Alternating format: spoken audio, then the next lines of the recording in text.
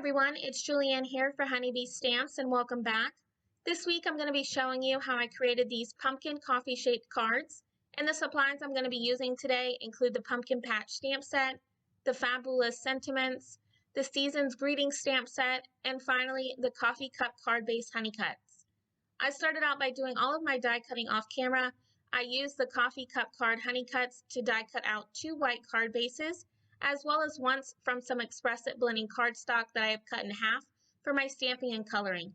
I also used the lid and circle die to die cut out some orange colored cardstock, and finally I used the dies that create the sleeve for my coffee cup out of some Nina Desert Storm cardstock. So here I'm just going to be showing you how I stamped out both of my coffee cup cards in order to create my cute little pumpkin patch by doing some stamping and masking.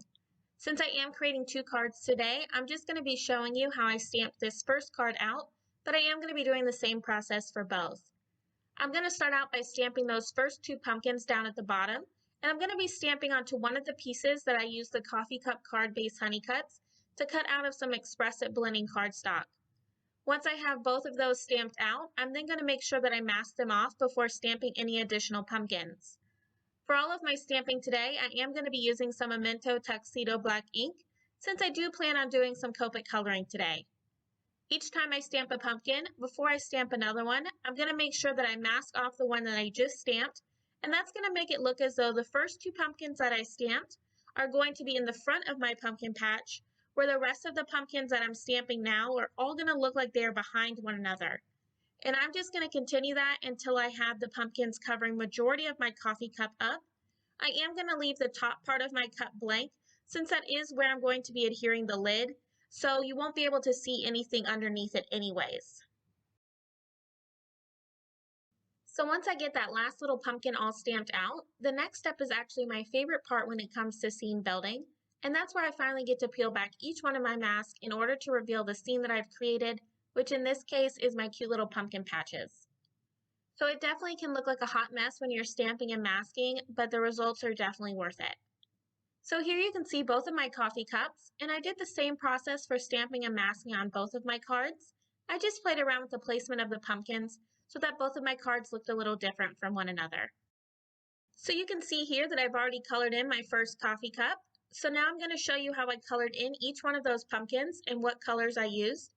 I'm going to start out with the green pumpkin, and the colors I used for that are YG91, YG93, YG95, YG97, and finally YG99. For each pumpkin, I am going to be starting with my lightest color for each color combination. And for this pumpkin, that's going to be YG91. And I'm going to be working my way out to my darkest shade, which is YG99. And then I'm going to come back down to my lightest color of that YG91. Next, I'm going to be showing you which colors I used to create the burnt orange color combination. And those colors are E97, YR27, E08, and finally E09.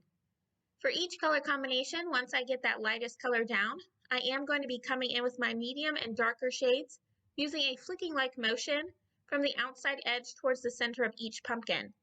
This is going to add a really nice highlight in the center of each pumpkin. So once I finish up coloring in that last little bit of that burnt orange pumpkin, I'm then going to move on to the brown pumpkin. And for that, I'm going to be using one of my favorite color combinations, which is E74, E77, and finally my darkest shade of E79. I just love this color combination. It is definitely one that I reach for the most. I just love the color that I get when I combine these 3 shades together. The next pumpkin that I'm going to be coloring in is the bright orange pumpkin. And the colors that I chose for that are Y35, Y15, YR04, YR16, and finally YR18. And I'm just going to be doing the same lightest to darkest, darkest to lightest coloring process.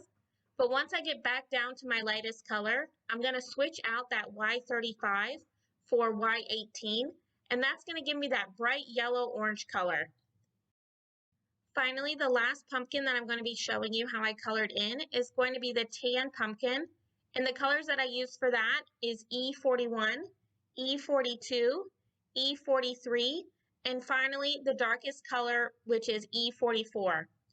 I really love how all of these colors really complement one another on my card.